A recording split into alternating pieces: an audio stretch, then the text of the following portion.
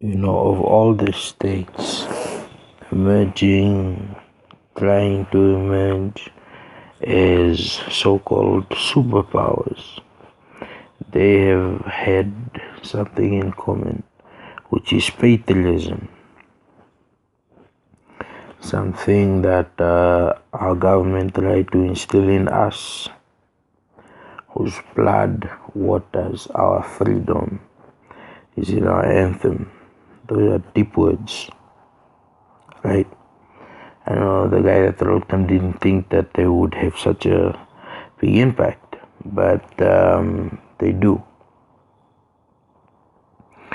But the problem is, we like to worship at the altar, at the gravestone of the fallen, of the past, as opposed to putting flowers and acknowledging their sacrifice. We want to be recapitulated for a loss that was a choice. We want to feel, some people want to feel special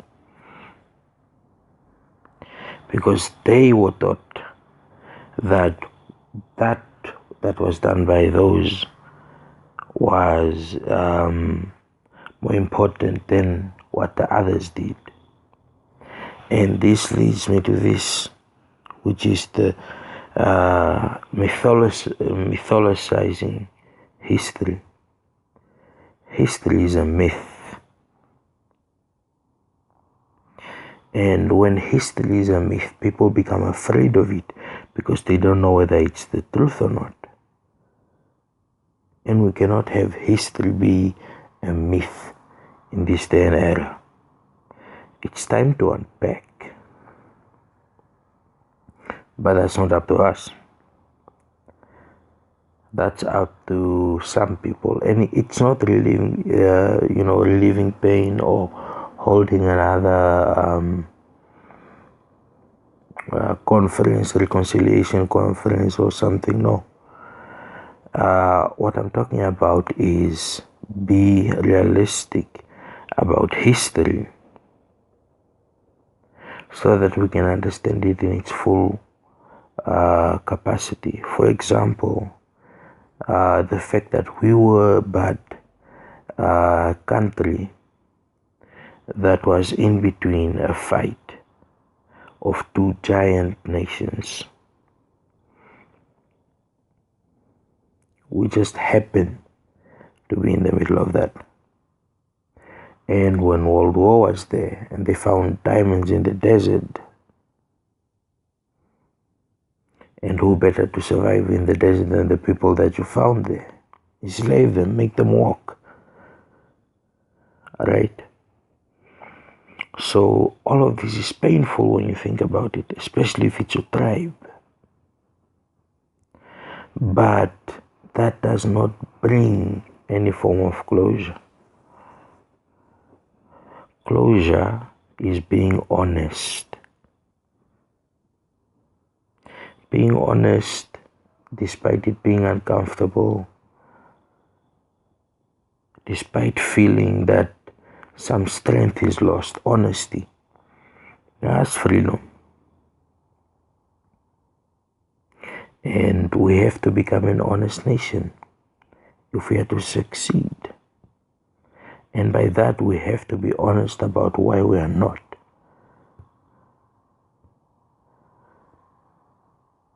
And when some people point out why we're not, you get in trouble. Well, you get into trouble.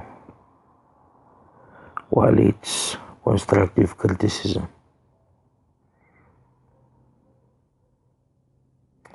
Let's see, yeah.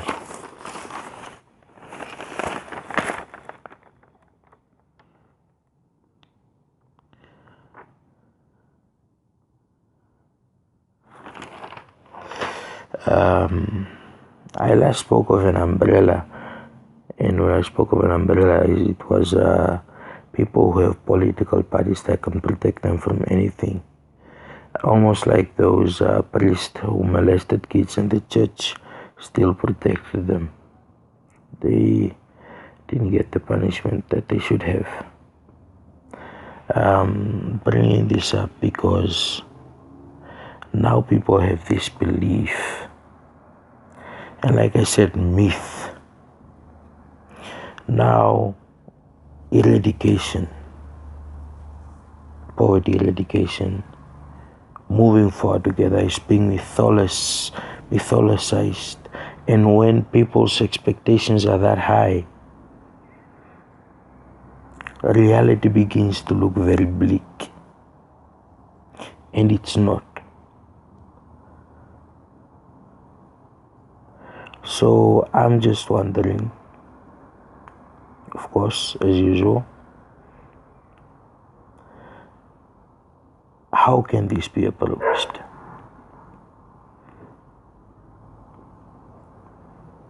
Without insulting people.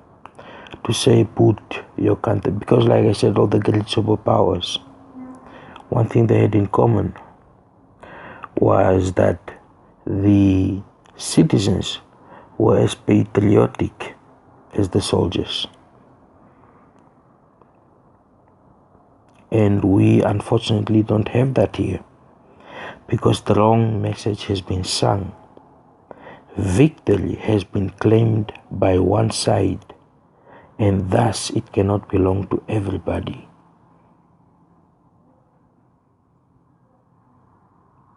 And that conundrum, that fallacy,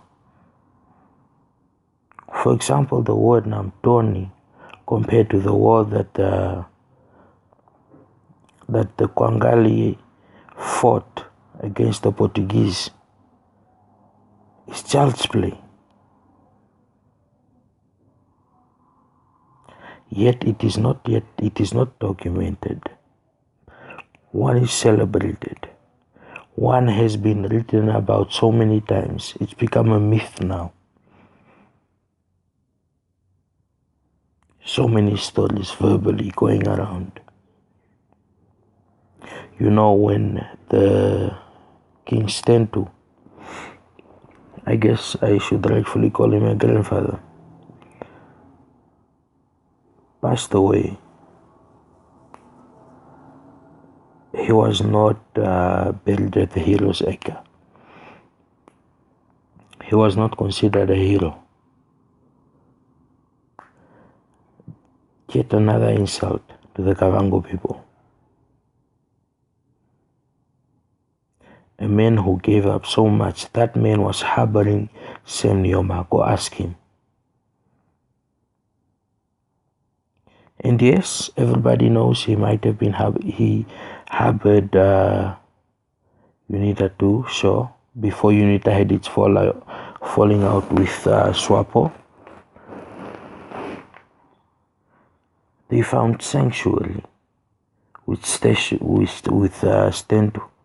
because not even the South African army dared question his rule. That was the Kwangali king, Stentu, who was not acknowledged as a hero, because everything he did was not documented, and his story faded away. And now where are our stories? Like we said, when you want to instill a sense of patriotism in people, and you do it one-sided, that's how it will remain. One side will be proud to be from the land of the brave, while the other will be asking themselves why they are so unlucky.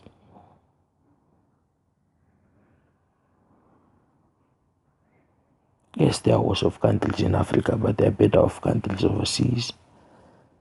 If you can, if you can work for it, if you have the determination,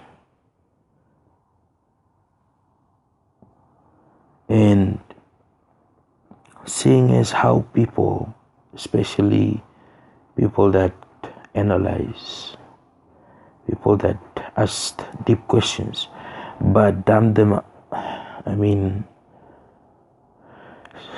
say them in a manner that's understandable by everybody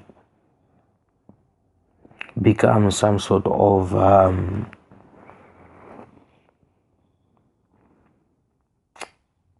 obstacle to some.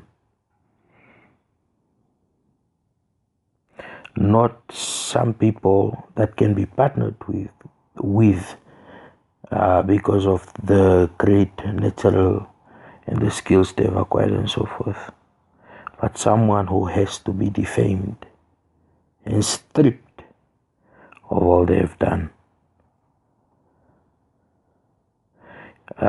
Someone told me these are scary times in Namibia. I don't think so.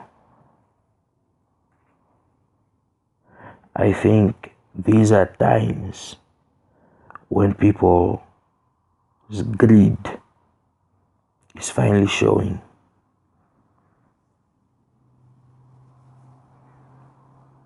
The way that farmers are burning those bushes for coal is only testament to that.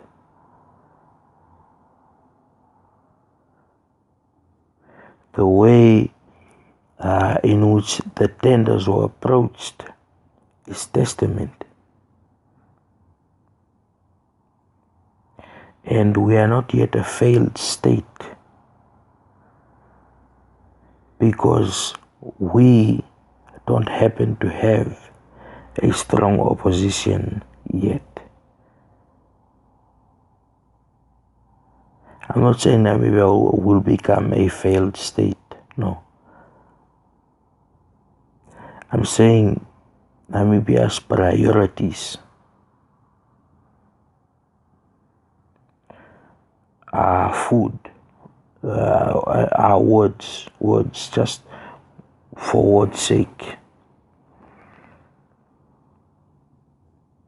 The lies, the manipulations,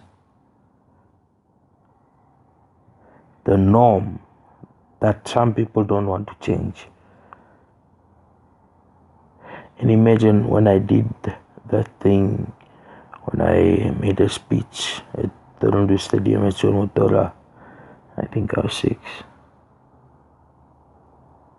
Looking back now, and he's still in parliament. That was a long time. And it beats democracy. This is why people don't consider democracy, and we've been defending Namibia by saying, but look, this president, that president, but they're saying no. With the calls for a SWAPO school, the world could claim Namibia SWAPO party as being a regime party, which is it's not. It's the liberating party. But let us not lie and say that DTA was also not a liberating party and doing their part. Right? The likes of Stentu, the churches did their part. And yet all of the glory goes to one area until it's a myth, until people see that individual or whatever as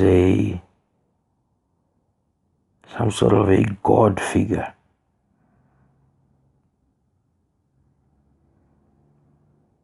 Not only is it wrong, but it beats what I just said about emancipating the people.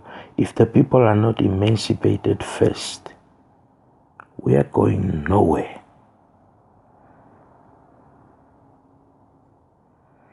The foundation might be laid, everything might be put in place, and people will just end up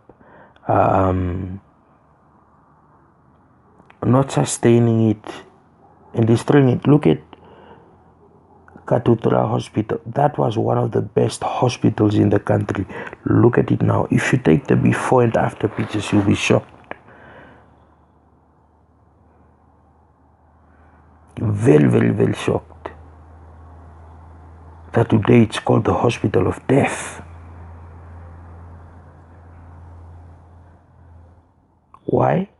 It's not because the money isn't there. It's because the money is not being used on the things that matter. And one of the major issues we have in Namibia is healthcare and health education. Those two, they work together. When it's this, when it's that, does that individual understand if they're told you're sick and this is the illness? Do they understand what it is? Are they allowed to know, or shouldn't they? I think it's very, very important for history to be written down, even if it's graphic, even if it seems incriminating. At least there'll be more of an understanding as to how far we have come. I put it down. I said, why hasn't anybody done some sort of a piece on Namibia before and after independence socially? And I do say I was born American because basically that's what I know. That's what I knew. It's not being pretentious. I don't think America is that great. But the liberty there is actual liberty. Not just liberty for the sake of saying it. To become the envy of the world, the United States suffered a lot. Right? And as for us, after the suffering, the problem is after the suffering, everybody is expecting gain.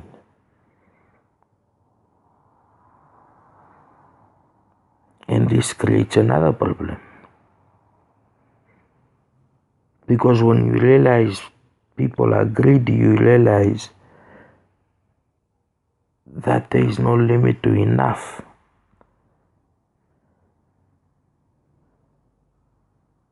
That there will constantly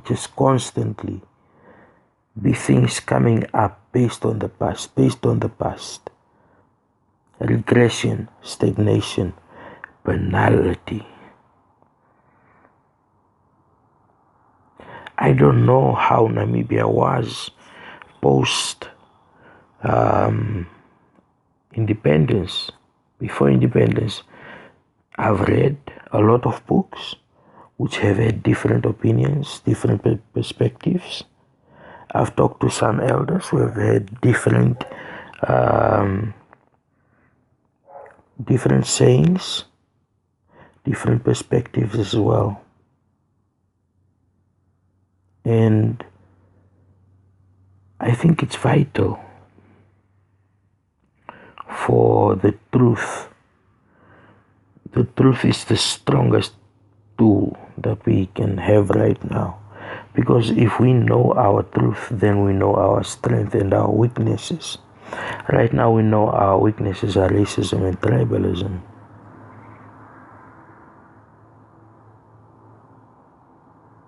You know, loving someone who is not from your tribe is a taboo. Everybody wants to discourage it because that tribe is bad, that tribe is bad, and that tribe is bad.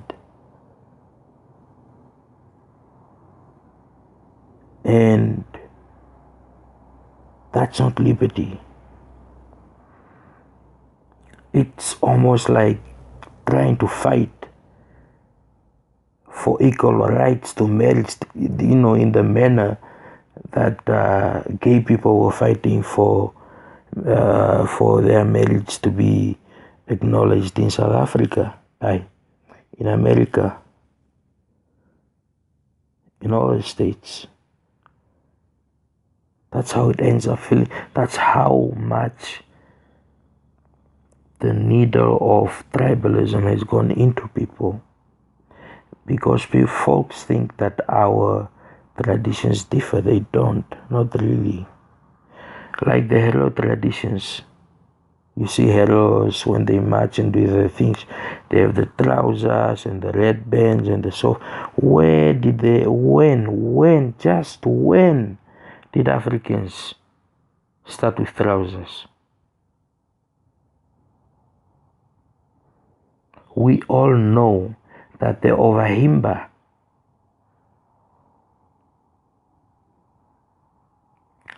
that the Hero people, their actual tradition leans more to the Ovahimba, or Bandero and so forth, especially the Himba people. That is the true tradition.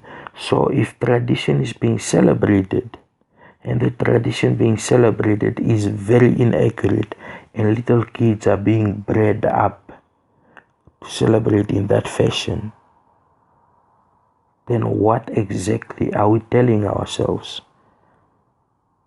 The truth? The convenient lie, a white lie? I ask myself, would the leaders of yesteryear be proud? Especially when the ones right here in Okanja, where they signed that treaty.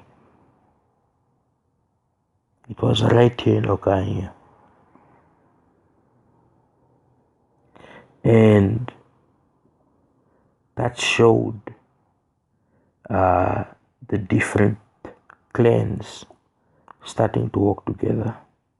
Because, sometimes when there were wars and raids and so forth, they would take the woman and the woman would become theirs. They would teach them their culture.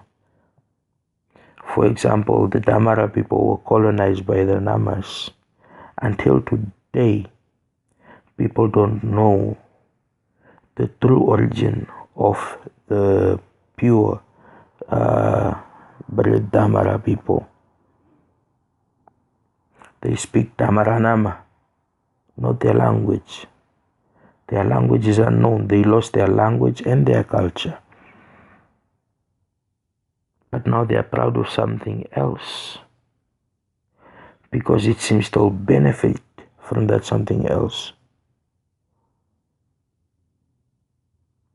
So with all of these things that are there,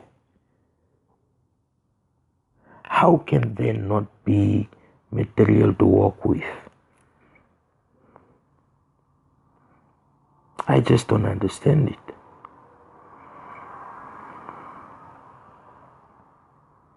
But yeah, that's what's going to happen.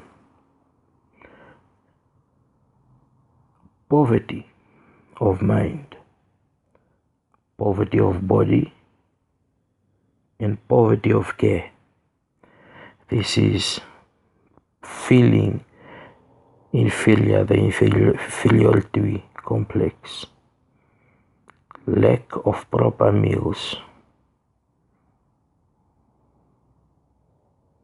and then the third one,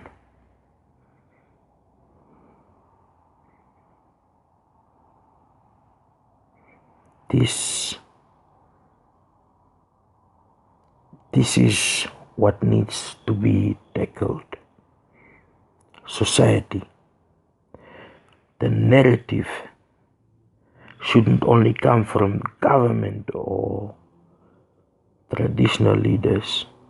It's time for the narrative once again to start coming from the people. I remember every night before Now when I had my little radio, I would listen to Open Talk, and the man most respected on Open Talk was Uncle Paul, until they cut Open Talk, supposedly because it was controversial. They were stirring people up while they were speaking the truth. And from there, many of us learned a lot, things we did not know.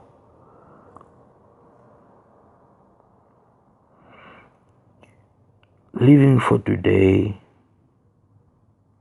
and for tomorrow and the next day.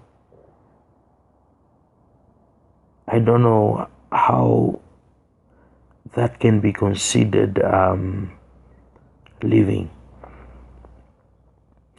If let's say everything in the plan is laid out, will it be enough?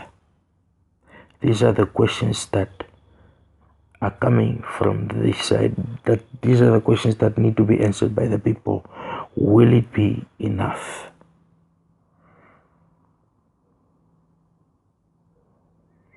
Because this is now about sustainable development. Things have changed all around the world.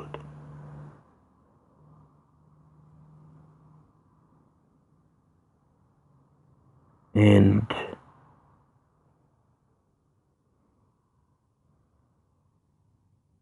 I'd love to know,